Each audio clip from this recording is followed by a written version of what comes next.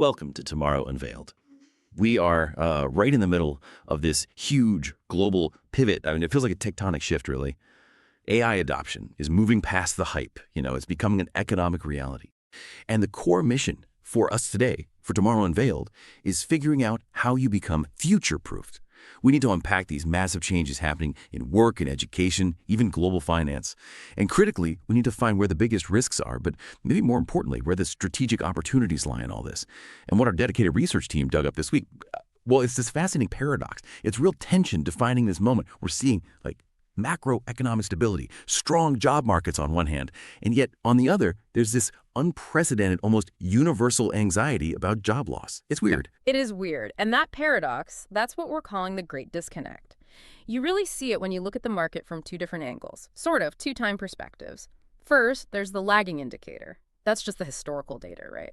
Looking back, if you just look at the plain U.S. labor stats since tools like ChatGPT really hit the scene, the picture's surprisingly, calm. The analysis suggests the market disruption so far is, quote, largely speculative and not out of the ordinary. So you're saying the overall job impact to date looks a lot like previous tech shifts, like when PCs came in or the internet boom. Exactly. The data suggests things like inflation control, supply chains getting back to normal, rising interest rates, those macroeconomic things. They're driving the recent tech layoffs much more than AI automation itself. At least for now. In fact, the overall pace of change and, the types of jobs people have, it's pretty much mirroring those past gradual shifts. Okay. So the big picture, the aggregate economic engine, looks stable on paper. But that anxiety, that's not coming from looking backward, is it? It's coming from looking forward through the windshield. Which brings us to the second view, the leading indicator. This is about what corporate leaders are planning to do. And that's where the story changes, right? Oh, it's just dramatically. Yeah. Our research team surveyed executives across the globe, and they found this deliberate, accelerating push towards automation, and it's already impacting jobs. The numbers are pretty stark. 41% of bosses surveyed said AI is already helping them reduce headcount. Wow. 41%. And the intent is even clearer when you look at how they approach hiring now. You mean like before they even think about hiring a person? Exactly that. Get this, nearly 1/3 of business leaders, 31%, now look at AI solutions first before they even consider posting a job for a human.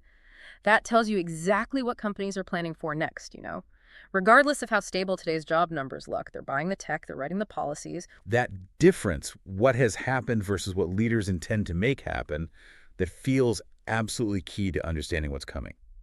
So for this deep dive on Tomorrow Unveiled, we're going to dissect this paradox. We'll look at three main areas. First, the structural shifts in the future of work. Second, the global pivot in education that's needed. And third, the economic fault lines and the policy guardrails being talked about to manage all this. Right. And ultimately, looking at all this research helps us frame a critical choice that's being made. Like right now, globally, is this AI acceleration going to lead to what some analysts are calling managed abundance, where technology makes everyone better off? Or is it going to be divisive disruption, where the wealth and opportunity just pile up at the top and potentially leave millions behind? We'll be examining the specific decisions that push us down one path or the other. Okay, let's dive into that first part then. Section 2, the career ladder apocalypse.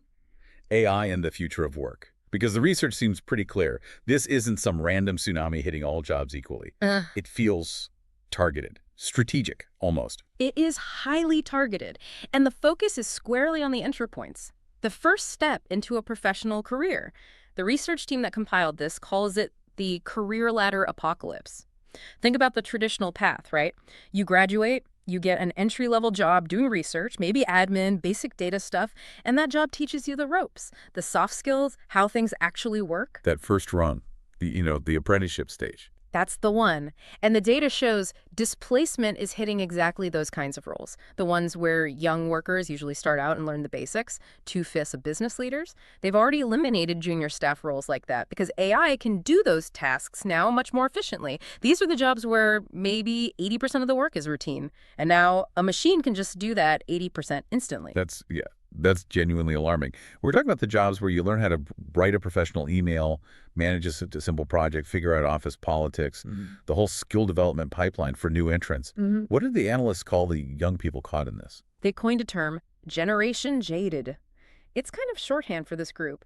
Young workers who see that traditional path for building skills just being, well, dismantled right in front of them, it creates huge frustration. They see the promise of a career, but the way to get the experience needed, it's disappearing. And this isn't slowing down, is it? If 40% of those junior roles are already gone, what's the forecast? It looks set to accelerate. 43% of business leaders expect further entry-level cuts in the next year alone. As AI gets better, moving beyond just admin into more complex data work, it just reinforces that earlier point. Executives are looking at AI first. They're actively choosing to bypass that human learning curve whenever they can. Okay, but why? Why this, like, surgical focus on cutting the first rung? If companies need experienced people later, don't they need to train juniors now? It seems short-sighted. It really boils down to a shift in corporate philosophy. Our research team calls it the automation-first strategy. They did this huge analysis of corporate communications, internal memos, reports, that kind of thing. And they found this really telling gap, the word automation. It's prioritized over words like upskilling or retraining by a ratio of almost 7 to 1. 7 to 1. Wow. That ratio basically spells out the worldview, doesn't it? Cost-cutting first, investing in people, 7th. It's a loud signal, yeah. Companies seem to be viewing new, inexperienced hires mainly as a cost, not an asset to develop. And you can see why, from their perspective. Training someone new takes time, money, manager effort. It's expensive up front. So when routine tasks, especially document-heavy ones, can be automated instantly and cheaply, they get very hesitant to take on that initial training burden. So it creates this structural break. AI helps experienced workers become more productive, which keeps them valuable. But at the same time, it systematically wipes out the starting point for the next generation. So how does Generation Jaded get the skills to become those experienced workers later if the first step is missing?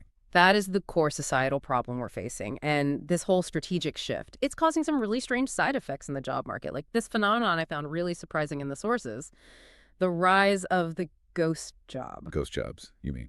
Jobs advertised online that aren't real, they don't actually intend to hire anyone? That sounds deceptive. It is, and it's not some tiny fringe issue. Research suggests maybe as many as 1 in 5 online job postings could be ghost jobs. It creates this kind of phantom market that wastes a huge amount of time for job seekers and frankly messes up our understanding of the labor market data. And our sources were pretty blunt about why companies do this. The research team found 3 main reasons, and honestly, they show a pretty deep cynicism towards both employees and investors. That's right. Reason 1 is external perception.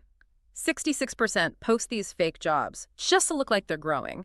Makes the company seem strong to investors, competitors, even if they're actually cutting staff through automation behind the scenes. Okay, that's cynical. And the other 2 reasons are about managing their current employees. Yeah. 63% use ghost jobs to basically placate overworked staff. If your team is burning out, complaining about workload, you post a bunch of new job openings, it gives the illusion that help is on the way, that things will get easier soon. Buys management time. Wow. Okay. And the 3rd reason? This one might be the most unsettling. It touches on controlling wages. 62% admit they use ghost jobs to suppress pay demands. By creating this illusion of a huge pipeline of potential replacements, they signal to current staff, you're replaceable. It makes people hesitant to ask for raises or better benefits, even if their productivity is way up. Oof. That systemic creation of false hope. The psychological toll must be immense. Job hunting is stressful enough without applying for jobs that don't even exist. It just completely erodes trust. If 1 in 5 postings might be fake, why isn't this being regulated? Are there no legal consequences? Right now, it's murky. It's really hard to prove a company lacked genuine intent to hire when they posted a job. Existing labor laws mostly focus on discrimination after hiring or workplace safety. Not really the honesty of the job ad itself. The system's lagging behind these, well, creative and cynical corporate strategies. It's a direct symptom of that automation-first approach, prioritizing efficiency over transparency and basic fairness to workers. Okay, let's shift gears then. If the jobs themselves are changing so fundamentally, the next obvious question is, how are we changing the people? Which brings us to this major global pivot in education. Nations are scrambling to figure out how to future-proof the minds of their kids.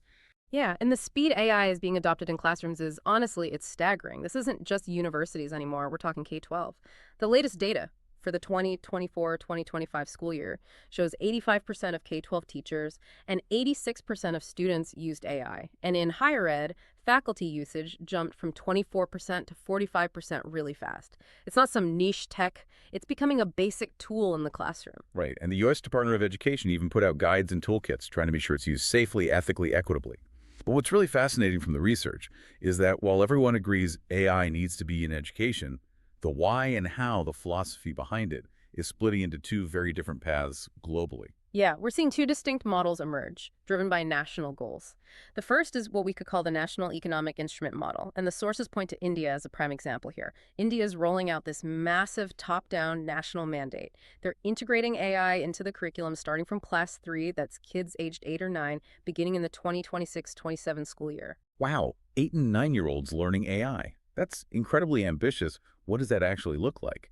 And why so urgent? Well, the curriculum focuses on AI literacy, understanding algorithms, basic machine learning ideas, handling data, age-appropriate ethics, and the urgency. It's pure national strategy. The explicit goal is to position India as the world's talent hub for the AI economy. They're trying to proactively engineer a workforce that's AI-ready from the ground up. Some reports project this could create up to 4 million new, higher-value jobs in India by 2030. But that scale. Implementing that must require training a huge number of teachers. Are colossal. They need to train over 10 million teachers to deliver this consistently nationwide.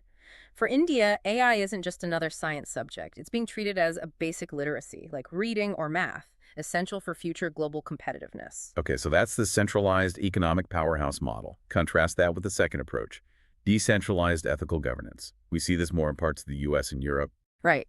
Here, the focus is less on churning out AI workers and more on creating critical, discerning citizens. For instance, in some U.S. school districts, they're actually using high school tech intern students to help draft the AI usage policies for their entire K-8 system. So the kids are grappling directly with real-world ethical questions. How do we handle bias in school security cameras? What about data privacy for student work? Huh. So it puts the students right in the middle of figuring out the rules. Yeah. Makes them active participants, not just users. Exactly. And similarly, look at Wales. AI tools are already cutting teacher workload there by up to 30%, automating grading lesson plans. But the educators are simultaneously demanding national guidelines focused specifically on data privacy and preventing algorithmic bias in student assessments. The philosophical split is clear. India aims to create expert AI users and builders for the economy. The decentralized model aims to cultivate discerning AI citizens capable of ethical judgment. But okay, whether you're building users or citizens, there still seems to be this massive gap between the training needed and what's actually happening, the upskilling barrier. It's a huge problem, and it ties right back to that automation-first mindset we talked about. Our research shows this staggering disconnect.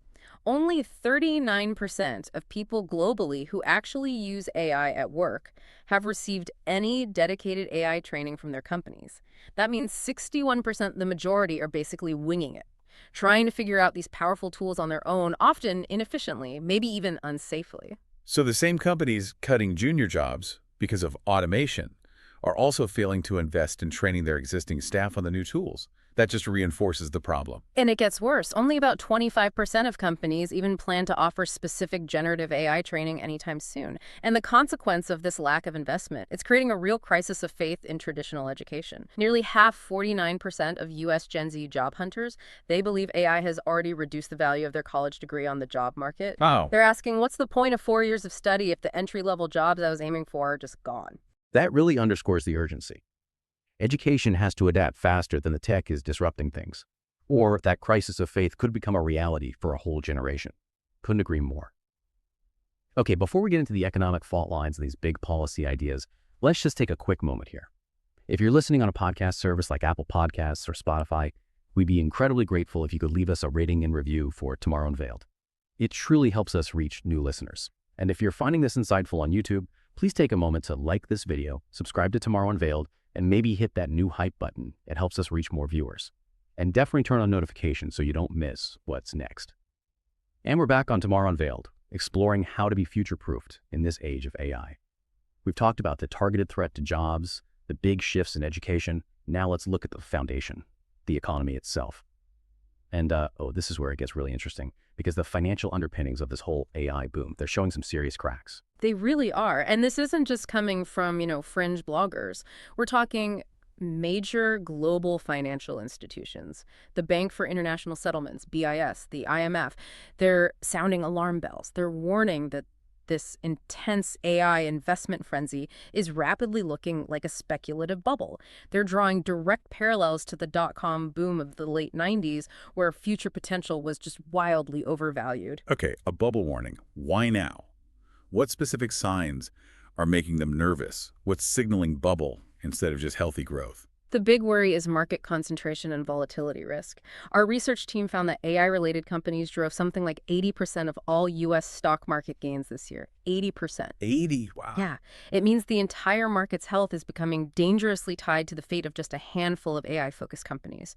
That kind of extreme concentration makes the whole system incredibly vulnerable. If those few big players stumble, the whole market could take a massive hit. And the risk isn't just financial, is it? It could actually stall the technology itself. Yeah. A sudden crash in investor confidence. What economists call a Minsky moment. Exactly. A Minsky moment where the euphoria just collapses into panic selling, values crash. If that hits the AI sector hard, it could trigger what people call an AI winter. Right. That's a long freeze where progress just stalls because the funding dries up. All that research and development that runs on huge amounts of venture capital and corporate cash, poof, gone overnight. And adding to that financial fragility, there's this major geopolitical weak spot in the supply chain. The whole AI revolution runs on actual stuff, physical hardware. And there's a critical choke point emerging that's all about dirt, basically, rare earth minerals. That's right. It's tangled up in the escalating U.S.-China tech conflict. This has moved way beyond just algorithms now. It's about the fundamental building blocks. See, the advanced computer chips needed for powerful AI, they rely on these things called rare earth minerals. And China just announced new export restrictions on some of them. And why is China's position so dominant here? What makes these restrictions such a big deal?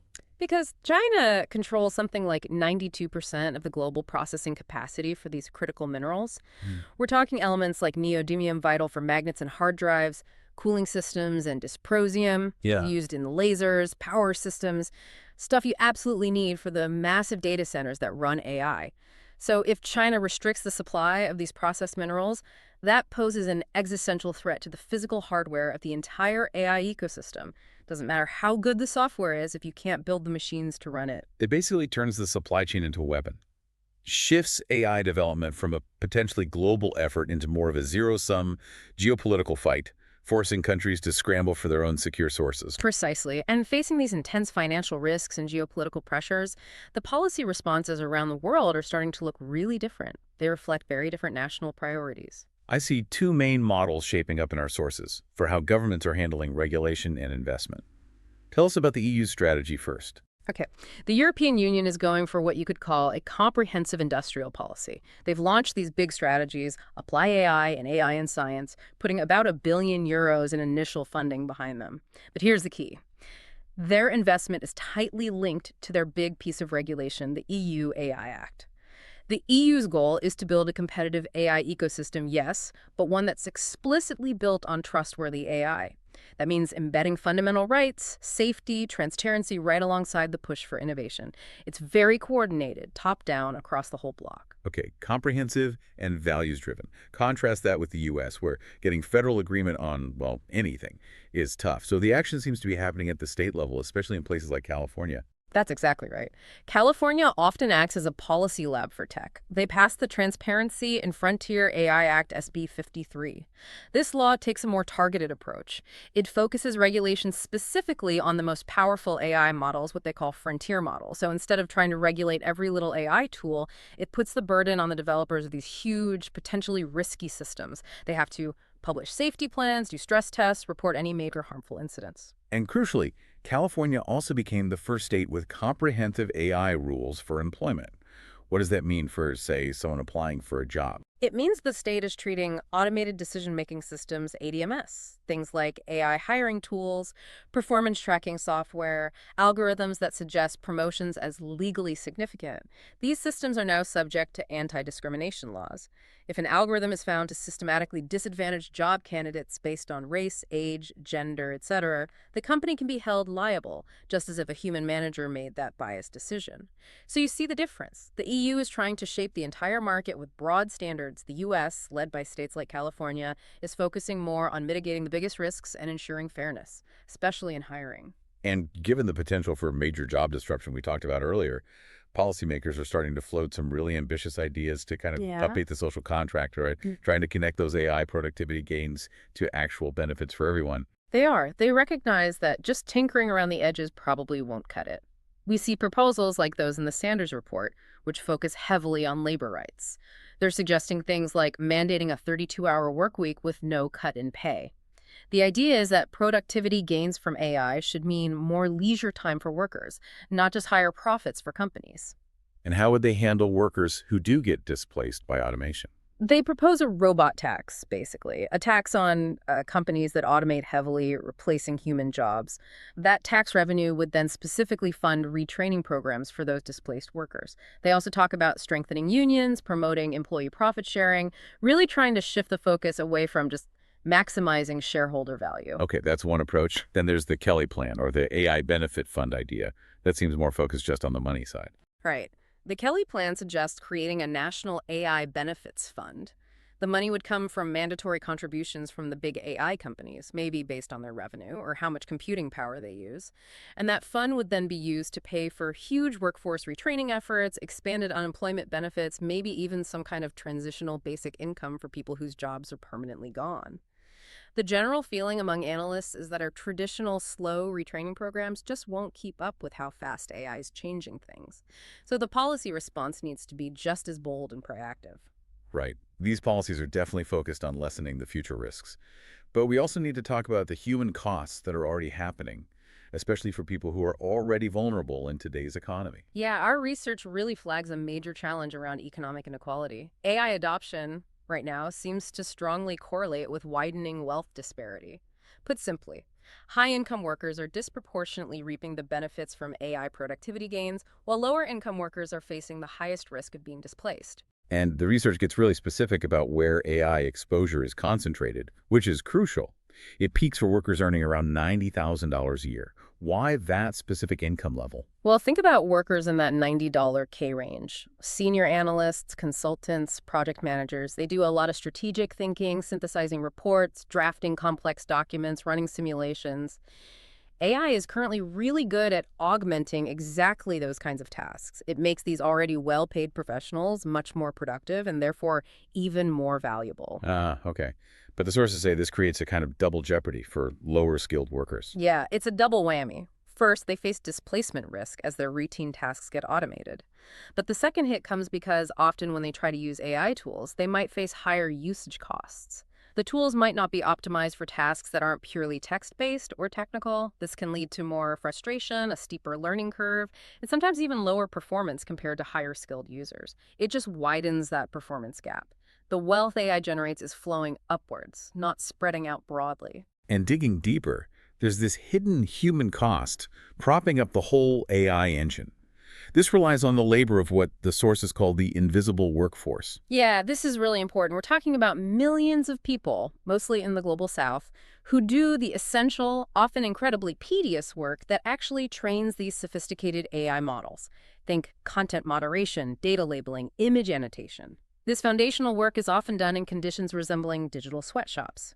Workers get paid tiny amounts per task to sift through massive data sets. And it takes a brutal mental health toll, right? These workers are constantly exposed to graphic or hateful content. Exactly. They report poor working conditions, but also significant psychological distress, depression, anxiety from being constantly exposed to the toxic stuff they have to filter out just to make AI models safe for users in wealthier countries. It's a really stark ethical reality. The huge productivity gains we see in Silicon Valley, the speed, the accuracy, the safety features of AI, They're quite literally built on this often exploited, hidden human labor supply chain.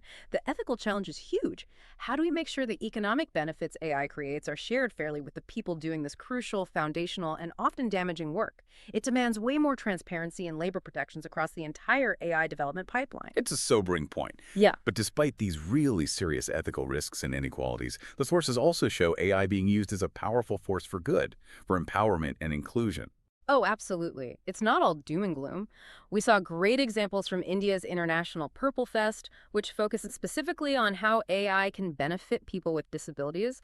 They showcase things like AI-powered screen readers that adapt to unique visual impairments, or wheelchairs controlled by subtle gestures. Experts there called AI the Great Equalizer for people with disabilities, opening up jobs and education that were previously inaccessible. That's powerful. And globally in Africa, the Continental AI strategy is using AI for inclusive growth in really creative ways, sometimes bypassing old exclusionary systems. Yeah, a fantastic example is using AI to analyze mobile money data for credit scoring. In many African countries, millions of people are unbanked, they don't have traditional credit histories or formal financial records, so AI algorithms analyze their mobile money transactions, utility payments, even just their phone usage patterns to generate a reliable credit score. This is opening up formal financial services and economic opportunity for millions who were completely locked out before. These examples really show that AI is a tool. Its impact depends entirely on the values and the policies guiding its use. When it's aimed at solving human problems inclusively, it can be incredibly powerful. Which brings us right back to our conclusion and thinking about future paths. We started with that great disconnect, stability in the rearview mirror, anxiety looking ahead. The research suggests the future isn't predetermined by the tech itself. It hinges on a strategic choice being made now by companies, by governments. A choice between two underlying philosophies. Right, that choice between the automation-first model, remember that 7-to-1 ratio prioritizing automation over people focused purely on cost-cutting, versus the human-centric model. This view sees human talent not as a cost to be minimized, but as the core long-term asset that needs to be augmented, developed, invested in. And we do see glimpses of that human-centric approach, like the New York State AI training pilot. They're specifically investing public money to upskill 1,000 state employees. The goal isn't just to cut costs, but to equip their existing staff to use AI effectively, to improve services, to retain that valuable institutional knowledge. It's a conscious choice to adapt the workforce, not just replace it. So if we want to steer towards that more optimistic outcome, what the analysts called managed abundance, shorter work weeks, new interesting jobs, shared prosperity, the sources seem to point to 3 essential things that need to happen working together. That's right. First, mandated literacy. We need to make AI literacy, understanding data, and importantly, ethics, a core skill taught from childhood. Like the models we see in India, or pushed by groups like Code.org, prepare the next generation to be both critical users and thoughtful builders. Okay, literacy first. What's second? Second, investment in people.